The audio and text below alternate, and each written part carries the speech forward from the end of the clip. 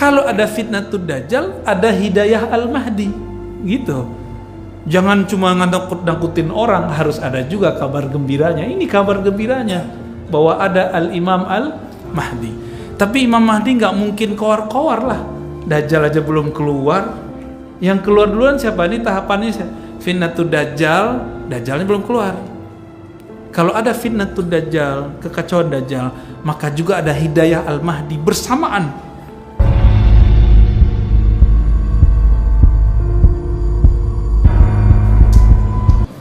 Jadi tadi kita membahas tentang hadis Imam Al-Mahdi. Apa arti Al-Mahdi? Al-Mahdi artinya yang dapat hidayah. Arti keduanya yang selalu dibimbing oleh Allah. Dan tadi kita sudah sebutkan di awal bahwa Al-Mahdi pasti keturunan Rasulullah.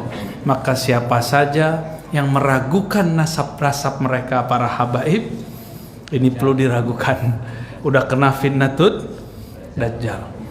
Walaupun urusan duniawi, habaib bisa tengkar sama habaib, itu urusan mereka. Kita tetap cinta kepada mereka. Apa kata Nabi? Ahibbu zurriyati hubban li. Cintailah keturunanku karena cinta kepadaku. Hadis ini riwayatnya hasan, bagus. Maka wajib mencintai zuriat Nabi. Bedanya kita dengan Syiah, kita tidak meyakini para habaib itu maksum. Apa arti maksum? Terpelihara dari dosa. Habib ya habib biasa. Yang mahal itu darah yang mengalir di tubuhnya. Ada darah Rasulullah Sallallahu Alaihi Wasallam. Meskipun dia pemaksiat, meskipun dia tidak berilmu, kita hormati dia. Tapi kalau ada habaib, sudahlah habib, dia berilmu, kita hormat kepadanya dua kali. Hormat dia sebagai nasab, pewaris nasab Nabi. Yang kedua, pewaris ilmu Nabi Sallallahu Alaihi Wasallam. Maka hati-hati, di akhir zaman ini akan tambah manjak ke depan ini. Kelompok-kelompok atas nama agama yang mencoba menghancurkan ajaran cinta kepada zuriat Rasulullah Sallallahu Alaihi Wasallam. Betul di sana sini Habib kan manusia biasa. Tanya aja ke Habib. Habib siapa aja tanya. Antum manusia biasa atau manusia super Habib? Pasti dia bilang kami manusia biasa. Tapi yang mahal itu nasabnya, Pak. Itu yang mahal. Dan di dunia ini nasab yang terjaga itu nasabnya Habib. Karena Nabi sudah mengatakan kullu nasabin inqata'a illa nasabi. Semua nasab pasti terputus kecuali nasabku. Semua sanad keilmuan akan terputus kecuali sanadku. Maka orang yang tidak punya guru dan melarang berguru, dia sudah terputus kepada Rasulullah Sallallahu Alaihi Wasallam. Apalagi cuma ikut buku, yang ngarang buku berguru, dia yang baca buku tidak mau berguru. Dan yang kedua, tadi kita sudah singgung sedikitnya banyak. Nabi mengatakan Mahdi itu gelarnya, orang yang diguiden oleh Allah. Diguiden oleh Allah. Namanya kita sudah jelaskan arti ism. Apa arti ism? Ketinggian derajatnya, mewarisi ketinggian derajatku. Aku itu siapa? Kata Nabi. Kuntu nabiyan, aku nabi sebelum ada semua para nabi. Sallallahu Alaihi Wasallam. Dulu Nabi Musa berdoa, ya Rabb, tolong jadikan aku nabi akhir zaman. Kata Allah, udah ada wahai Musa. Nabi Musa terima, dia Nabi Allah, dia sangat faham bab ridha. Maka beliau mengatakan, ya Rabb, kalau begitu tolong jadikan aku umat Muhammad Sallallahu Alaihi Wasallam. Bapak pernah doa nggak dulu Pak jadi umat Nabi Muhammad? Enggak, tapi Allah kasih hadiah Pak ya. Ini yang disebut ni'matul ijad. Nikmat diwujudkan sebagai umat Nabi Muhammad. Bersyukur nggak Pak? Maka Imam Nawawi bilang, ente kalau nggak bersyukur, wujuduka zanbun, wujudmu itu dosa kalau kamu tidak bersyukur. Jadi kita sebagai umat Nabi juga syukur, Pak. Maka saya bersyukur setiap saat, apapun yang terjadi, baik kata orang, buruk kata orang, kayaknya semuanya harus disyukuri. Nggak ada satupun yang, bahkan corona terjadi pun membuat kita lebih dekat kepada Allah. Coba, selama corona kita bisa ngaji online kan? Dulu nggak pernah ngimamin anak istri, itu bapak-bapak itu udah mulai ngimamin anak istri selama corona. Ya, ada rahasia-rahasia yang Allah Subhanahu wa Ta'ala buat. Nggak ada yang buruk itu mindset. Kalau kita memandang dengan pandangan Allah, semuanya terlihat baik karena Allah itu telah mengatur sebaik-baiknya. Betul, fitnatud dajjal itu zahirnya terlihat buruk, tapi batinnya itu adalah kebaikan. Ujian bagi anak sekolah itu baik atau buruk, Pak? Nih contoh nih, kita kan maunya nggak anak kecil kalau dulu nih pada pengen bolos ujian kan? Tapi kalau kita faham nggak diikutkan namanya dalam ujian, sedih nggak? Sedih kita. Orang tua yang udah bayar SPP, nama anaknya nggak masuk dalam daftar orang yang mahasiswa yang ujian, gimana? Marah nggak? Bisa bakar sekolahnya, Pak, sekarang. Bisa gampar gurunya orang tua hari ini. Begitu teganya orang tua sama guru. Dia nggak bisa ngajar, udah minta tolong sama orang. Emang dengan SPP segitu bisa bayar guru? Nggak bisa, Pak. Ya. Rasulullah mengatakan, innama bu'istu mu'alliman. Aku ini diutus sebagai guru. Maka hormatilah semua guru karena dia pewaris ilmunya Nabi sallallahu alaihi wasallam. Kita beruntung, Pak, punya guru-guru yang tulus. Punya guru-guru yang tulus. Alhamdulillahirabbil alamin. Gimana? Udah ada pertanyaannya? Ini pertanyaan aneh-aneh kayaknya. Antum yang baca itu anak nggak jelas ya tulisannya. Ya. Baik, kita baca pertanyaan pertama. Assalamualaikum warahmatullahi wabarakatuh, Ustaz. Mohon penjelasannya mengenai hadis mujadid atau setiap penghujung 100 tahun akan ada seorang yang memperbarui agama. Iya, bagus. Itu hadis Abu Daud juga. Seingat saya lafaznya begini. Innallaha yab'atsu li hadhil ummah fi kulli mi'ati sanatin man yujaddidu laha dinaha. Sesungguhnya Allah akan mengutus. Nah, ini kata kunci. Berarti mujaddid itu diutus, tapi dia bukan rasul. Jadi ada utusan yang bukan rasul, namanya mujaddid. Apa arti mujaddid? Pembaharu. Pembaharu itu merusak atau memperbaiki, membangun atau menghancurkan. Orang sekarang bawa bendera pembaharuan tapi menghancurkan.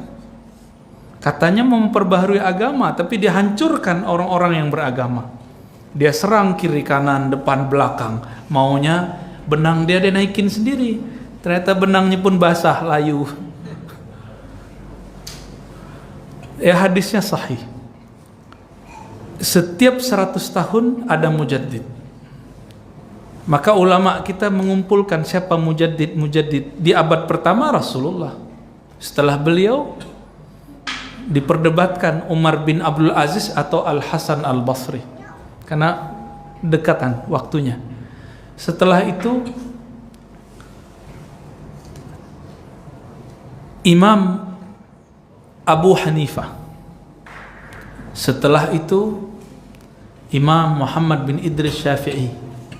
Setelah itu Imam Abul Hasan Al-Asy'ari.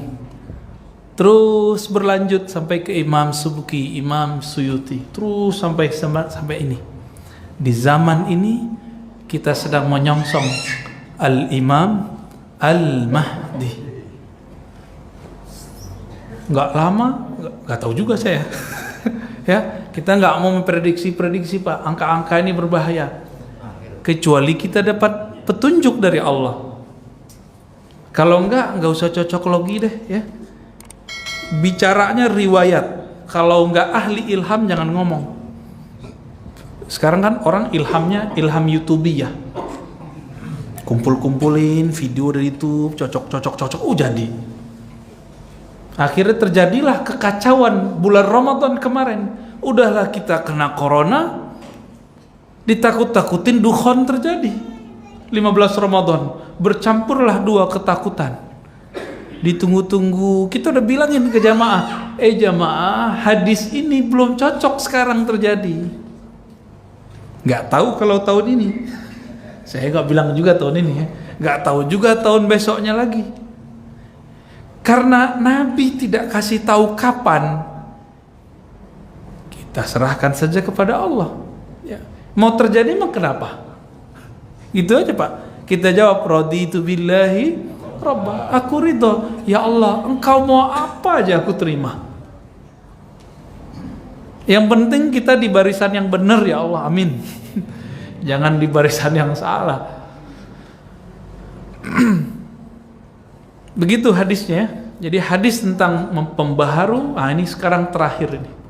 Udah tua dunia kita. Pertandanya apa Pak? Semuanya sudah ada di genggaman. Tuh, handphone antum itu. Katanya anti Cina, handphonenya Cina semua. Tuh, Cina. Oppo. Ya Pak, Cang Landar apa? Nah, jadi kita nih kalam dengan tangannya udah beda. Maka udah dekat ini semua. Udah dekat Pak semua. Kalam sama jarinya udah beda. Ya, katanya anti Amerika, handphonenya Apple. Jadi ternyata ini bukan perang Cina Amerika. Bukan perang Amerika Rusia. Bukan perang Iran, Irak, Iran, Saudi, bukan. Ini perang Fitnatud Dajjal dan Imam Mahdi. Faham? Maka jangan gak usah salah-salahin siapa lah. Saya udah berkali-kali ngomong, udah corona ya ada. Udah biarin aja. Ya, katanya corona Wuhan, ini sekarang ada UK, kenapa gak ada yang marah-marah? Corona UK, Inggris. Kenapa gak ada yang marah? Sekarang Pak di Amerika semua orang Asia itu dibully. Lagi mata sipit-sipit kayak gini nih ya. Tuh sipit-sipit. Yang muka Arab siapa di sini? Muka Arab dibully Pak. Orang Amerika itu rasis. Katanya demokrasi. Tapi mereka rasis. Coba lihat video-videonya. Orang Asia lagi ditonjok gitu. Siapa yang ditonjok? Cina, karena mereka benci banget, udah ketanam dalam pikirannya Cina ini musuh. Padahal mereka baru masuk Amerika setelah orang Cina buat kota-kota tua, kota Cina, pecinan kata orang Jawa. Kalau kita sebut apa? Kampung Cino. Ada di sini nggak?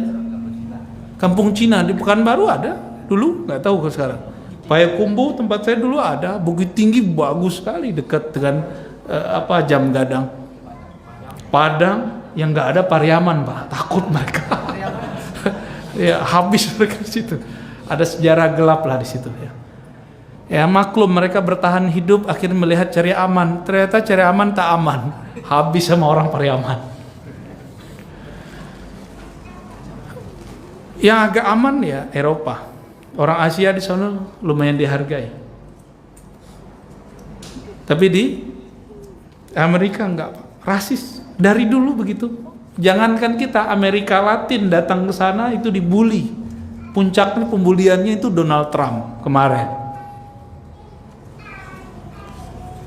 Ya dunia secara akhlak itu tambah buruk, tapi secara peradaban kemajuan intelektual itu tambah bagus. Spiritual sampai jatuh. Jadi pentajdid ini dia akan merevisi, memperbaiki spiritual orang. Kalau teknologi gak perlu diperbaiki, manusia sudah canggih. Sekarang kita mau makan apa tinggal pencet datang GoFood, ya kan? Oh itu lebih canggih dari zaman Nabi Sulaiman. Serius Pak, Nabi Sulaiman itu pakai tongkat, ya, pakai doa dulu palingnya Bismillah apa? Kita nggak perlu pakai Bismillah jalan deh, ya canggih kan? Ini udah dekat Pak semua. Tapi kapan? Wallahu a'lam. Gak usah takut. Kalau ada fitnatud dajjal, ada hidayah al-mahdi. Gitu. Jangan cuma nakut-nakutin orang, harus ada juga kabar gembiranya. Ini kabar gembiranya, bahwa ada al-imam al-mahdi. Tapi Imam Mahdi gak mungkin kowar-kowar lah. Dajjal aja belum keluar. Yang keluar duluan siapa? Ini tahapannya fitnatud dajjal. Dajjalnya belum keluar. Kalau ada fitnatud dajjal, kekacauan dajjal, maka juga ada hidayah al-mahdi bersamaan. Mereka mainnya underground gak? Terlihat oleh mata nggak? Enggak, efeknya iya. Tapi pergerakannya nggak ketahuan. Sama Al-Mahdi nanti buat juga begitu.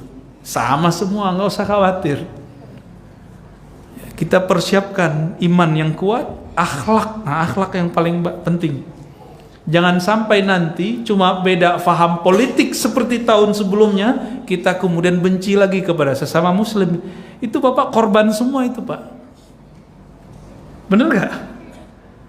Korban semua. Yang dicoblos jadi menteri. Pusing kita. Politik Pak begitu. Itu mereka aja yang main. Dan tolong nanti jamaah yang di sini, kalau nanti tahun politik muncul lagi, coba lebih santai. Bisa nggak? Siap? Ya, jangan siap main serang-serang jadi buzzer mulu. Buzzer itu harus ada akal juga. Harus ada ketenangan jiwa juga, nur di kolbu. Jangan main share-share aja. Ada adabnya, ada ilmunya. Karena semua yang kita lakukan itu dihisab oleh Allah Subhanahu wa ta'ala.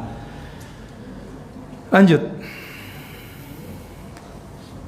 Pertanyaan selanjutnya menyangkut Imam Ahmadi. Apakah sudah ada sekarang Ustaz? Gimana berobat Ustaz? Dan kalau ada itu ciri-cirinya seperti apa? Saya tanya, Dajjal udah ada belum? Serius?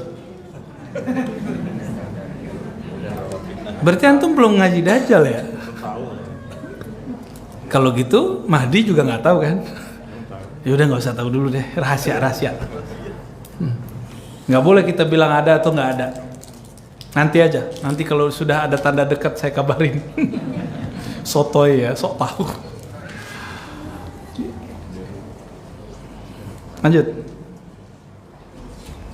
Bagaimana kehidupan kita setelah Imam Mahdi muncul dan bagaimana kehidupan selanjutnya setelah Al-Masih Dajjal ini terbunuh? Masya Allah. Kalau ini saya boleh jawab. Kalau yang tadi nggak boleh. Sebelum Imam Mahdi dulu. Sebelum Imam Mahdi dibaiat di sana di Mekah. Karena berarti dia sekarang bukan di Mekah toh. Walaupun di hadisnya dikatakan rajulun min ahlil Madinah, gitu di hadis Abu Daudnya. Seseorang yang datang dari Madinah, dari ahlil Madinah. Belum tentu dia orang Madinah tempatan juga. Mungkin pernah ke sana. Jadi Imam Mahdi ini bergerak. Begitu terus. Sebelum itu terjadi, fitnatud Dajjal memuncak. Ketika memuncak, terjadi lagi apa yang terjadi pada Sayyidina Nabi SAW, paceklik 3 tahun kira-kira. Maka terjadilah kalau sekarang bencana virus global, maka nanti terjadi bencana kelaparan global. Nanti bakal terjadi Pak. Maka mulai sekarang sering-sering puasa sama zikir, latihan ngurangin makan. Jangan makan nasi mulu banyak-banyak ya. Kurangi, mulai latihan Senin Kamis. Siapa tahu nanti kalau terjadi kita sudah tahan banting. Orang kalau udah lapar bisa jadi makan apa aja yang dia lihat ntar seperti zombie. Bisa-bisa nanti orang akan nyembelih anaknya sendiri karena dia kelaparan. Bahaya nggak sampai begitu Pak nanti?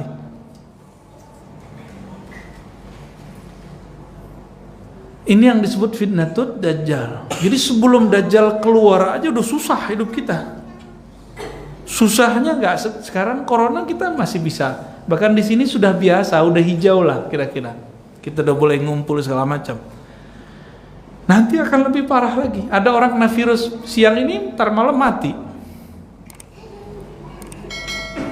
akan muncul saat-saat begitu, dan itu yang disebut fitnatud dajjal yang paling bahaya.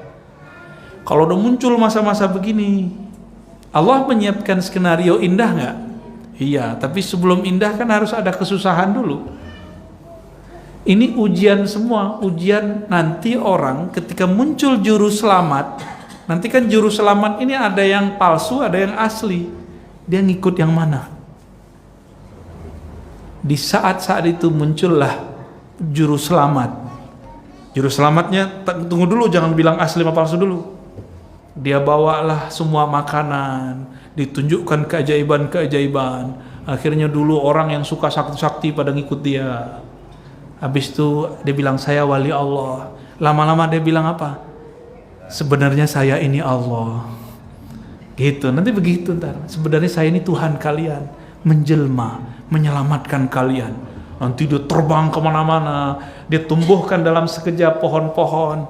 Bisa begitu Pak nanti. Apinya adalah air, airnya adalah api. Harus disebut Al-Masih tapi Dajjal. Juru selamat tapi palsu. Yang dia sedang mempersiapkan orang-orang sekarang berwajah ustadz, berwajah tokoh untuk mencoba tidak mempercayai adanya keturunan Rasulullah SAW. Baru kemudian Imam Mahdi berjuang. Itu di zaman itu mungkin ini udah nggak ada Pak. Orang udah nggak bisa kerja, maka nggak ada listrik. Kembali kayak zaman kita masih kecil dulu. Zaman saya kecil dulu, saya pernah nggak ada listrik Pak. Saya udah pernah merasakan itu. Lama bertahun-tahun. Kampung kena semua. Kita di Tanjung, tahu Tanjung ya? Dekat kuburan Pak, Tanjung kuburan. Belakang rumah saya nggak ada, dekat kuburan. Orang udah dapat listrik, kita belum dapat listrik. Gelap. Tapi di saat itu saya udah hobi baca. Udah bayangin udah sampai ke sana, mirip-mirip begitu. Pakai minyak tanah, syukur kalau ada, kalau nggak ada. Nanti begitu semua. Jadi karena orang tidak ada yang bisa bekerja, bukan bahan alam semesta habis, enggak. Sumber daya ada, tapi orang nggak bisa bekerja. Corona kemarin sempat nggak kerja kan orang-orang? Sempat sebulan, 2 bulan, 3 bulan itu kacau itu. Sebelum ketemu pola-polanya bagaimana cara bekerja di musim pandemi. Udah banyak teman kita yang tepar, perusahaannya tutup, rumah makan nggak buka-buka lagi. Perusahaan udah banyak Pak Jakarta yang udah gak close, exit sudah. Nanti orang gak bisa kerja. Gimana? Ketakutan gak saya cerita begini? Saya udah sering dapat cerita begini Pak. Ketakutan juga kita. Tapi tenang, Allah itu khairul makirin. Allah itu ngaturnya lebih cakep daripada si Dajjal. Tenang aja. Cuma orang kan gak mau tenang, orang mau kelusuk-kelusuk. Ya, mau kelusuk-kelusuk, nggak ada ketenangan di hatinya karena nggak zikr qalbi. Baru nanti ketika terpojok Al-Imam Al-Mahdi bersama pengikutnya nggak banyak Pak, yang inti cuma 313, sebanyak jumlah Ahlul Badar, sebanyak jumlahnya para Rasul.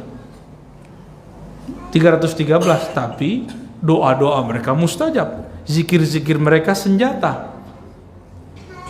Kalau doa mereka mustajab, zikirnya senjata, sakti nggak tuh 313? Sohibul karomat, ya mirip-mirip Ahlul Badar ngelawan ribuan orang, sekali tonjok yang jatuh 3. Tonjok nih jatuh 3, 4, 5, 10, bisa begitu nanti.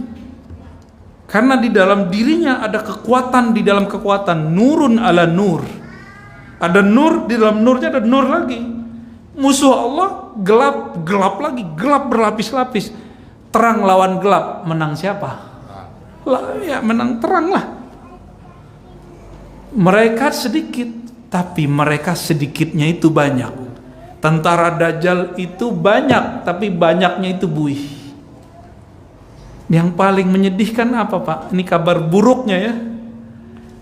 Tentara Dajjal itu terbanyak adalah umat Islam, zahirnya aja, batinnya itu munafik.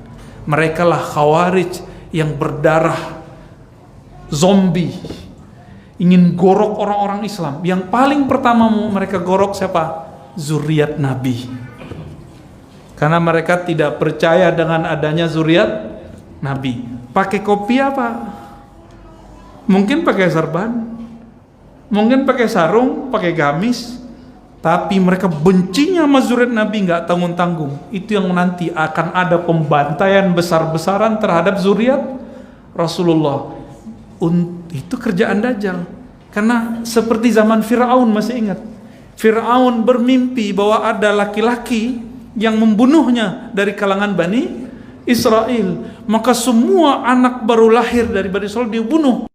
Itu berulang lagi, Pak. Fir'aun itu ya Dajjalnya itu sekarang. Dia mewarisi keganasan Fir'aun itu. Ada zuriat Nabi gorok. Ya, makanya jangan seneng dulu antum jadi habaib. Serem loh. Agak menceremkan. Makanya kita sayang sama mereka.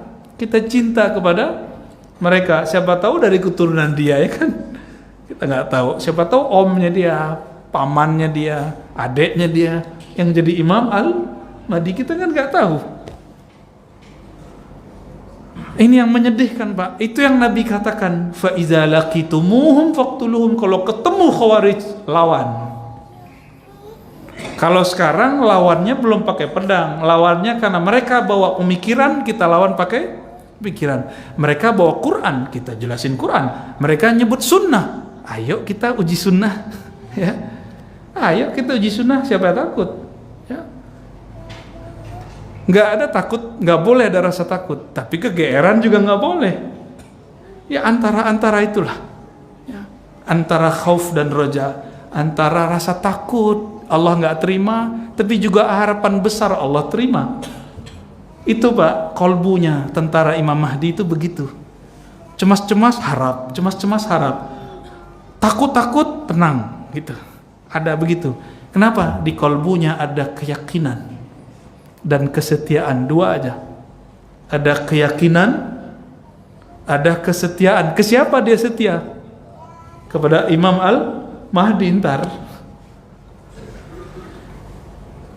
Di saat Imam Al-Mahdi bersama pengikutnya terjepit di salah satu tempat di Syam, di wilayah timur kota Damaskus, ada satu menara putih, dan itu dirahasiakan Allah hari ini.